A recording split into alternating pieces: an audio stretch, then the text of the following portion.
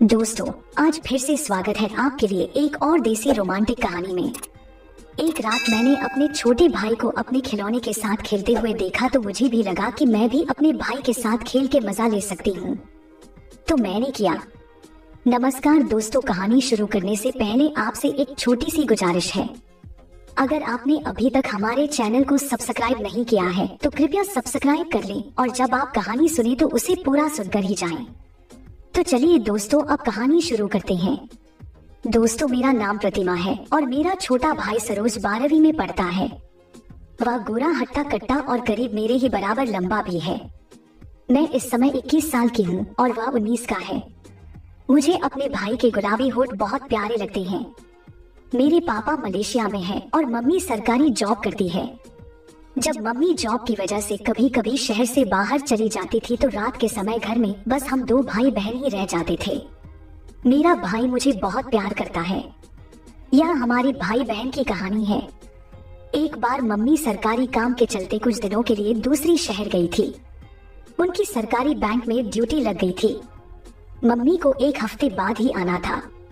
उस रात मैंने भाई के साथ डिनर किया। इसके बाद कुछ देर टीवी देखा, फिर हम दोनों अपने अपने कमरे में सोने के लिए चले गए। करीब 11 बजे बाद प्यास लगने की वजह से मेरी नींद खुल गई।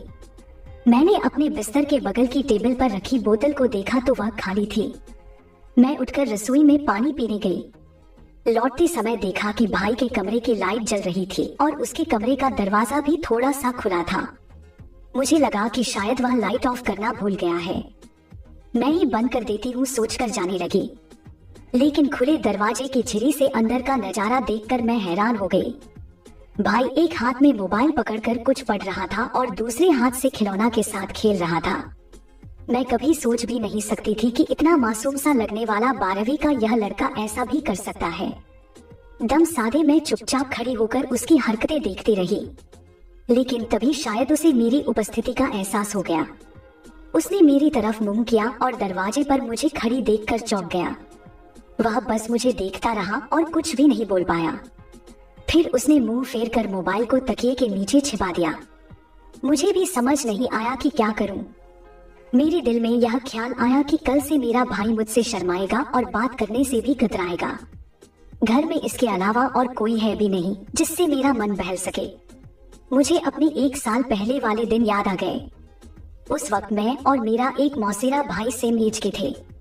उस दिन से हमने कार्यक्रम की शुरुआत किया था, तो आज इसमें कौन सी बड़ी बात है कि आज मेरा भाई खेल रहा है। मैं धीरे धीरे उसके पास गई और उसके कंधे पर हाथ रखकर उसके पास ही बैठ गई। वह चुपचाप बिस्तर पर लेटा रहा। मैंने उसके कंधों पर हाथ रखते हुए कहा, अरे यार, अगर यही करना था तो कम से कम दरवाजा तो बंद कर लिया होता। वह कुछ नहीं बोला, बस मुंह दूसरी तरफ किए लेटा रहा। मैंने अपने हाथों से उसका मुंह अपनी तरफ किया और बोली, अभी से यह खिलौना के साथ खेलना शुरू कर दिया। कोई बात नहीं, मैं जाती हूँ, तो अपना खिलौना के साथ खेल के मजा पूरा कर ले, लेकिन जरा मोबाइल तो दिखा। मैंने तकिए के नीचे से मोबाइल निकाल लिया।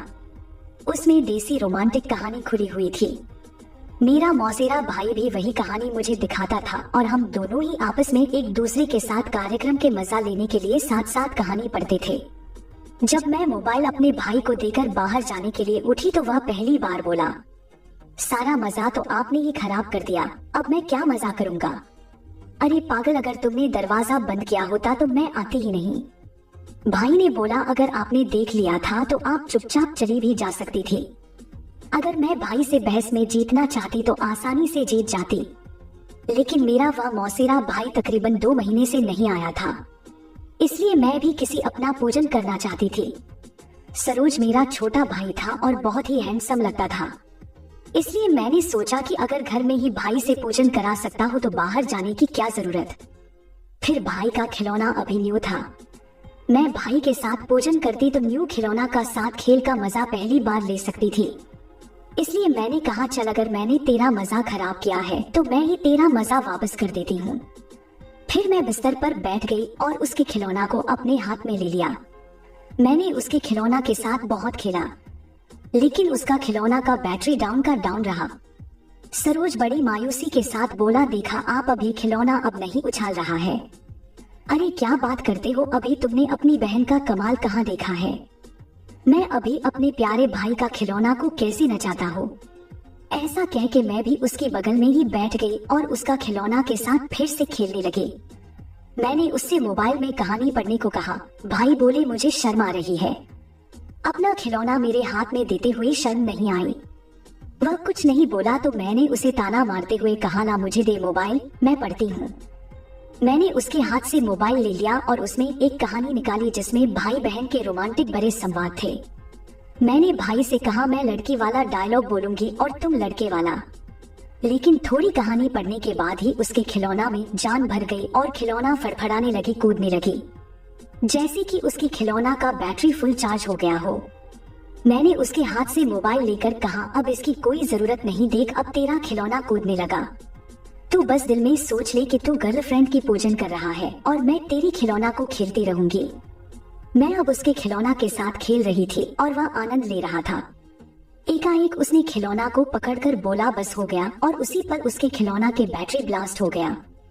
मैंने कहा, क्यों भाई आनंद आया? सरोज ने बोला, सच में आप बहुत आनंद आया।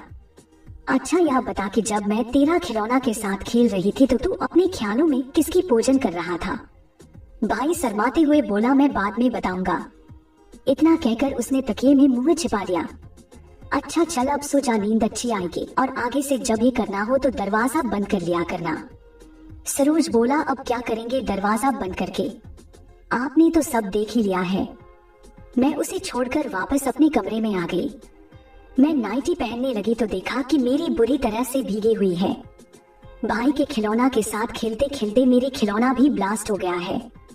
मेरी खिलौना के साथ खेलने वाला और कोई भी नहीं था सिवाय मैं बिस्तर पर लेटकर सोचने लगी, मन कर रहा था कि अभी जाकर भाई का खिलौना ले लो। फिर मैं वैसे ही सो गई।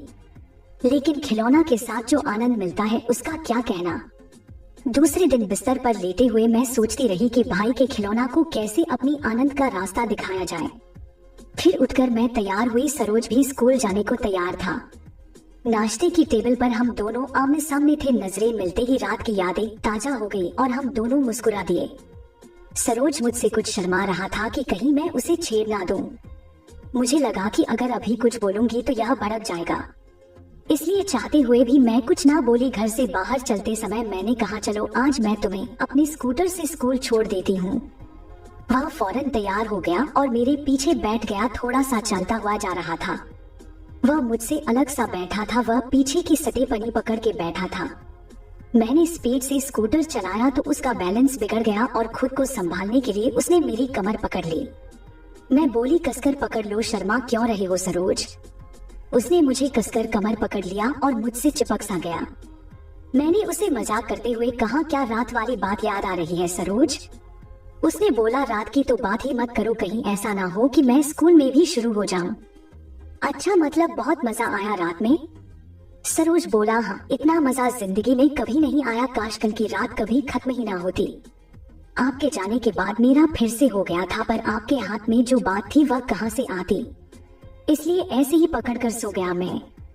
तो मुझे बुला लिया होता, अब तो हम तुम दोस्त हैं, एक दूसरे के काम आ सकते हैं। मेरी बात सुनकर सरोज का मुंह खुला का खुला रह गया। उसने मेरी तरफ देखकर हैरानी जाहिर की। दोस्तों, भाई बहन की कहानी का अगला एपिसोड और भी रोमांटिक होने वाला है। प्लीज आप इस कहानी के लिए कमेंट्स करना ना भूलें। अगर आपको वीडियो अच्छा लगा तो चैनल को सब्सक्राइब जरूर कीजिए। धन्यवाद।